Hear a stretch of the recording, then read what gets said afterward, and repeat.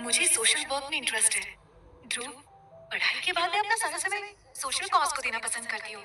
हाँ मैं समझता हूँ, पर असाइनमेंट सबमिट करने में केवल 2 ही दिन बचे हैं।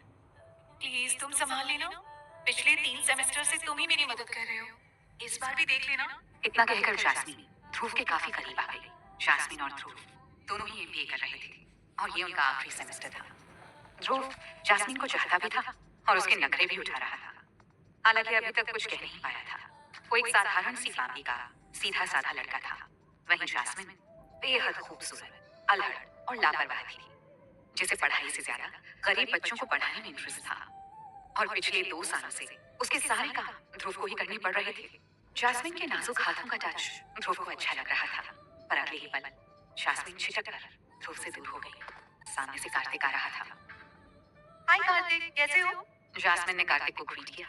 कार्तिक हमेशा ही गलत वक्त पर आ जाता है और ध्रुव को इस बात से भी नफरत थी कि जास्मीन इस कार्तिक जैसे लड़के को इतना भाव क्यों देती है। ध्रुव ने कई बार नोटिस किया है कि कार्तिक के आते ही जास्मीन ध्रुव से थोड़ी दूरी बना लेती है। कार्तिक ध्रुव की क्लास में ही पढ़ता था, लेकिन ध्रुव और कार्तिक दोस्त नहीं थे। कार्तिक एक रिच फैमिली का निहायती बिगड़ा हुआ लड़का था और कॉलेज के सारे मवाली लड़कों का लीडर भी।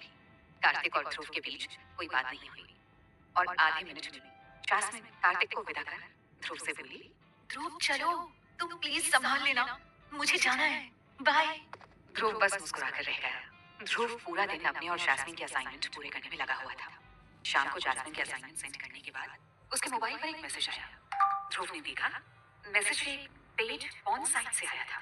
किसी ने ध्रुव के नाम पर एक एंट्री पास खरीदा था। ध्रुव की कुछ समझ में नहीं आ रहा था। मैसेज में दिए गए लिंक पर क्लिक करने पर ध्रुव ने जो देखा उसे देखकर ध्रुव की आंखें फटी की फटी रह गई। यार she is so hot. Hey sexy, तुम अभी तक कहाँ थी? तुमको अपनी ऑनलाइन अवेलेबिलिटी बढ़ानी चाहिए। लेट नाइट कैफेटेरिया में बैठे ध्रुव को इस तरह के कमेंट्स सुनकर घुटन हो रही थी। ध्रुव गुस्से, निराशा और घुटन के साथ अपने फोन को घूरे जा रहा था। स्क्रीन पर अजीब अजीब कमेंट्स आ रहे थे।